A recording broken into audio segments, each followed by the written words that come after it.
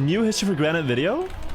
Did he post? Yo, he said he was gonna take longer to finish this. So I love History for Granite. Fantastic that I made a new video. I don't want to just instantly steal views from History for Granite that he's gonna get otherwise. You gotta watch more videos on the channel if you like it. This is one he's been working on for a while, guys, and there's a lot of research that went into this video to explain why when you look at the Great Pyramid, it doesn't look that cool at the top because it's just a flat plateau, where other pyramids still have the actual top intact. So that's what this is about. Welcome to History for Granite. Join me to explore ancient Egypt. Please subscribe, and together we'll uncover secrets from the past written in stone. Oh, it's 2137. Polish people are gonna love this video. Even the most casual viewer will notice that something is missing from the Great Pyramid. Despite other pyramids also having their casing stones removed, those pyramids remain rather pointy at the top. In contrast, the Great Pyramid has a flat and wide summit, which is surely due to some extra destruction that was wrought upon it. The large amount of material missing at the summit has occasionally produced fanciful speculation about. This is how they did it in Assassin's Creed 2, where they essentially put like a huge 1/10 of the pyramid up top, all in gold. And it's probably not true.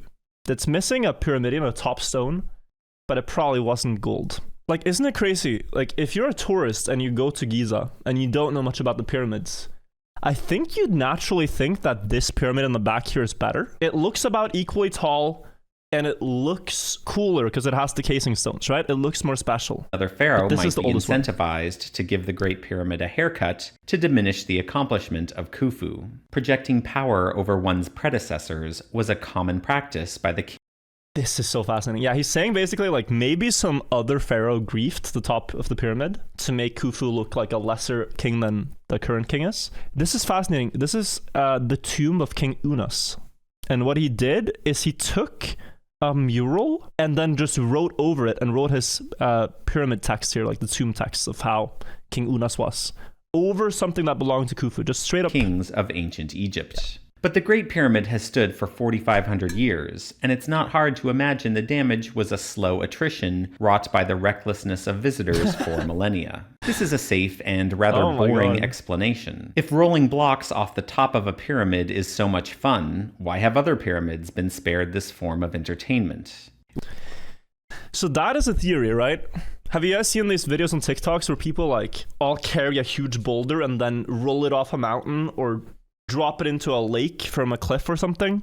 And it's like this very animalistic brain that goes, whoo, whoo, big rock, make big splash, you know? There is maybe a little bit of that, but as he's saying, like the other pyramids haven't had this happen to them. It is so much fun. Why have other pyramids been spared this form of entertainment? It would be much easier to roll off the top block at other pyramids, rather than move one from the center of Khufu's flat summit all the way to the edge. It's a mystery long ignored by Egyptology, but I believe we can solve this puzzle by determining when the damage occurred. As it turns out, determining exactly when the damage occurred is a big challenge. How can we know who to trust when narrowing down the time of destruction? The only place to start is the two accounts from antiquity, Diodorus Siculus in the 1st century BC, these are and two Pliny accounts the Elder that in get the referenced 1st over and over again. AD. Yeah, just real quick, these two guys, you always see them referenced because they're some of the earliest surviving writing about the pyramids. Both men state the summit was flat in their time and give measurements for the pyramid's base, height, and the size of the platform at the top. And both are quite close given the challenge of...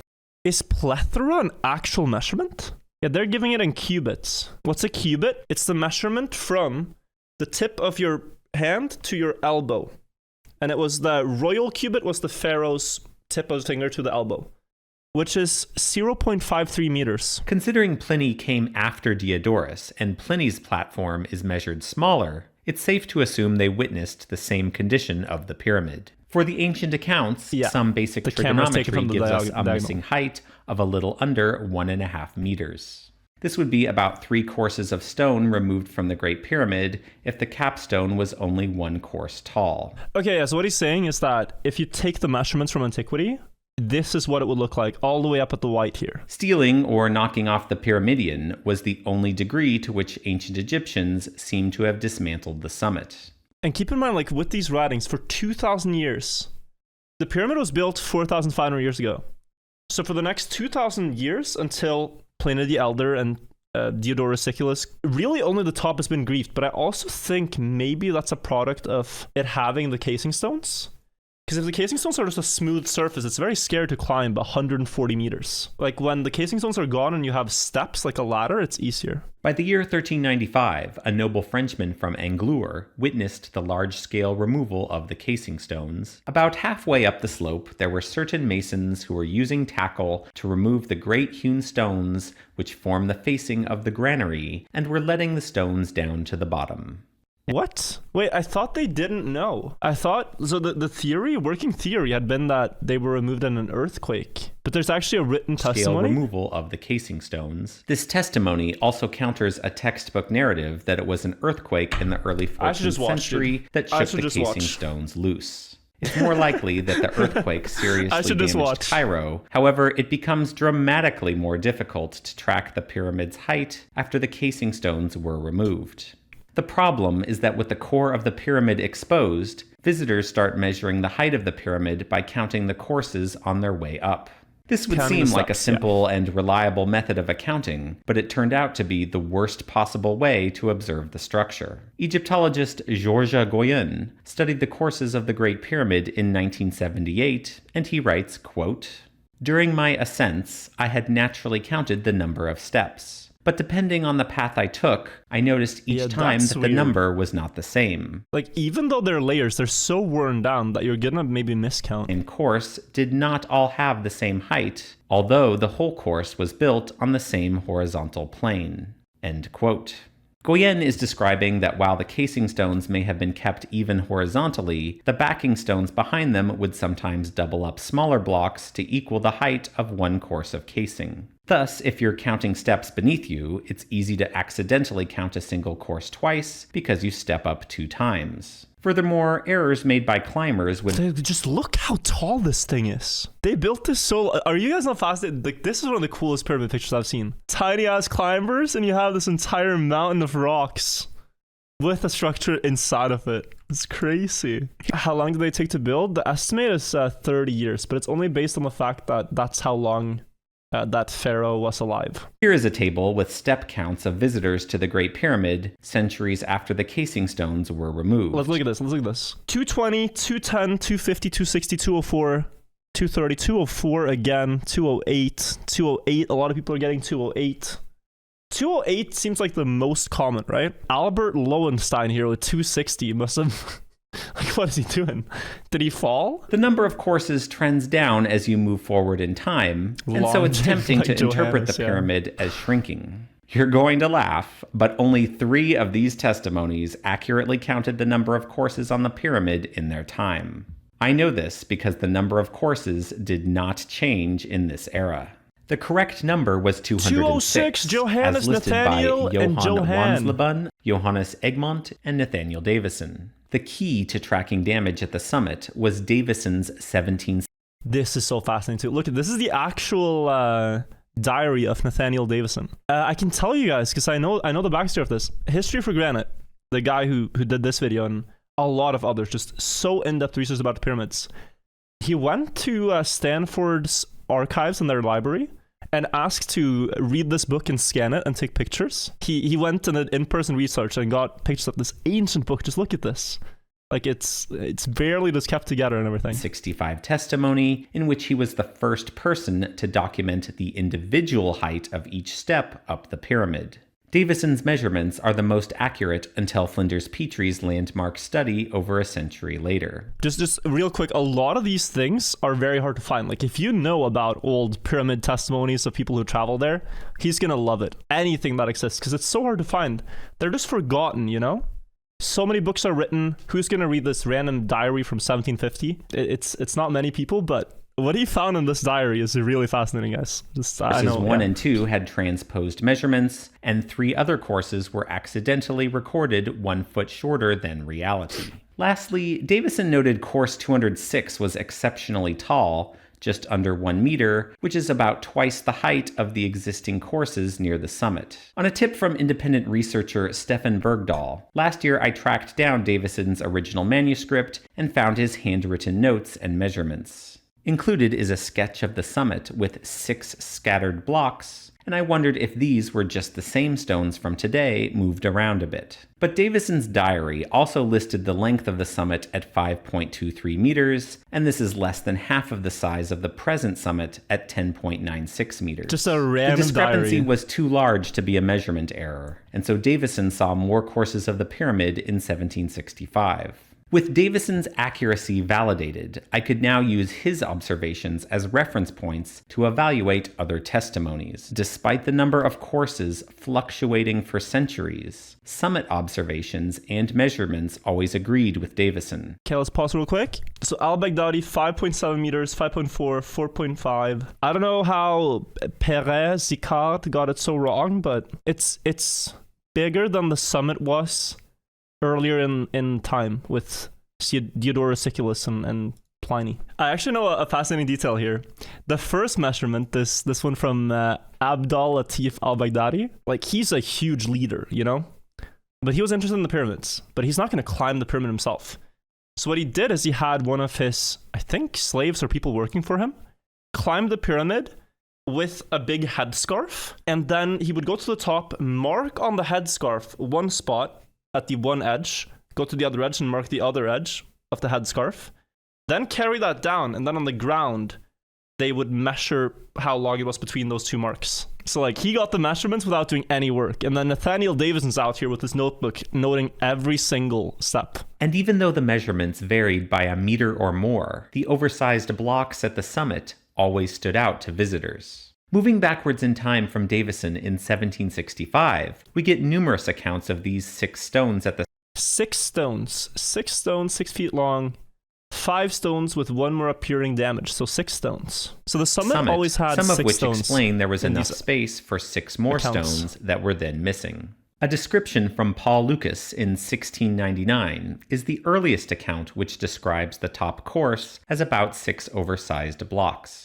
In 1693, the missing stones are observed, and the top course is described as 12 very large stones by earlier explorers in the 17th century. So magnificent was the quality of course 206 that in the year 1589, Jacques de Viamont believed the summit was one solid block measuring 15 feet long on each side. He's tripping. I would not think this is one stone.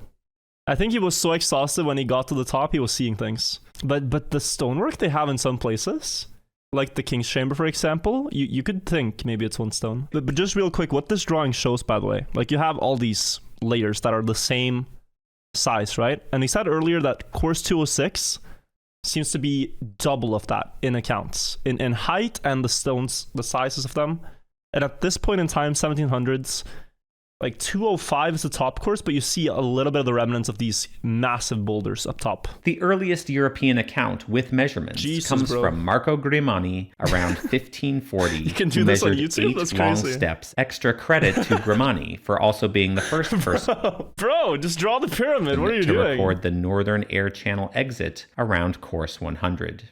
Now we're back to Abdal Latif al-Baghdadi in the year 1200 with the casing Why are you sitting there in stones still on the 1500s Great drawing Pyramid. other things on His the pyramid? measurement of 5.78 meters is about 1 meter larger than course 206 was measured, with the casing stones missing. This represents about 4 courses of stone that would have come off the pyramid in the era the casing stones were removed. Therefore, the backing stones were left mostly undisturbed. This makes total sense because profit was the incentive for removing the casing stones. Yeah, the casing stones at the bottom there if you saw them. And the reason for that is that the casing stones were finer quality stone, like rarer mineral material. Next, the Great Pyramid loses its casing stones and about 4 courses of height in that era. No doubt the oversized blocks of course 206 added stability and prevented accidental or casual destruction at that level. Just before the year 1700, half of course 206 was removed, but this only amounted to 6 large stones. Like, on average, guys, the pyramid blocks that you see here weigh about 2.5 tons each. That is 2 cars. So if this is twice the size of that, if this is like a 5-ton stone, You are not moving it without serious work, you know? You But by the cannot year grief that if you want to. 1800, the Great Pyramid would lose another 5 courses, What? which represents the overwhelming majority of stones removed from the summit. After this crime, it was no longer disturbed and exists as we see it today. If you have any doubts, here is a drawing by Edward Lane from the 1820s, which matches the current pyramid. Furthermore, we can use other testimonies to pinpoint the nice exact drawing. year of this Dude, destruction. how good was this drawing? This is a sick drawing. And it's like you cannot stand out where this perspective is taken from either. I mean, he's just imagined what this looks like. And then you see this and it looks, I mean, you can't see, you gotta see this. Like, look at the comparison, guys. Explorers after Davison in the late 1700s also measured the summit at about 5 meters in length, and then we get to Napoleon's expedition to Egypt in 1798. This is a real painting, I think. I don't think this is AI. This looks AI, but I think it's a real painting. 3 men who joined Napoleon on this campaign were Jacques Grobert, Edmé Jomas, and Jean Coutel, and they each climbed and measured the steps of the Great Pyramid independently. Grobert's accuracy wasn't great. He counts 205 steps, plus 3 buried ones at the bottom, for a total of 208. Shortly thereafter, Jomas and Coutel also give measurements, His last name is Jomas. but instead they each count 201 steps, plus the partial remains of 2 more, for a total of 203. Jomas witnessed the final acts of destruction upon the pyramid, because no more damage occurred after his testimony. Wait, this is crazy, though. We have a written account of the guy witnessing people griefing the pyramid to an extreme degree. Just randomly hiking up there in 1799 from Napoleon? Like many after him, Jomas thought the destruction was continuous and random vandalism because there was no rational means to explain it. But we now know this was not the case, because the Great Pyramid summit remained undisturbed for many centuries. Like if it was random vandalism, why would you bother? The stones are so heavy, like let's say 5 tons, right? You're not just yeeting that off the edge. At a time. The damage wasn't for entertainment, it was a serious job, planned and coordinated in advance. Like Jomas, at first this destruction seemed insensible to me. Why spend so much effort to attack the summit of the Great Pyramid at one time? So many stones. But then I remembered Ali Dobry, the pyramid guide from the mid-19th century, who explained to Charles Piazzi Smith how they would plug up pyramid passages to greater profit from... Yeah, this is a fascinating piece of the history, where some of the guides realized that they can take like these travelers on a tour through the pyramids already in the 1800s, and possibly in antiquity too.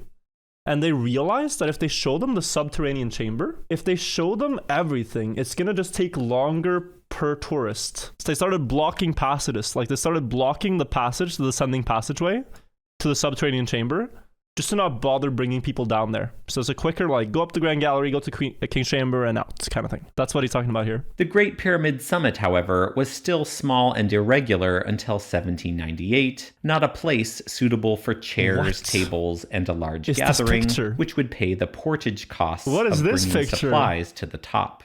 It is only this context which makes removing 5 courses of the Great Pyramid a worthwhile endeavor. The Turks look askance when the infidels take any measures in their country. They always suspect some sinister project, or at least some witchcraft. Okay, so he was taking measurements, and people there were sus of him. An Arab sheikh who accompanied me to the pyramids said to me one day, "It is useless for you to take so much trouble. There is no money in it. I swear Allah, on God and on my faith." On God. End quote. And there you have it. Perhaps the very man who organized the destruction we see today at the top of the Great Pyramid. As easy as it may be to judge the men who decapitated the Great Pyramid to host tea parties, this is a crazy picture. I mean, that's probably why they did it, right? That's what he's saying.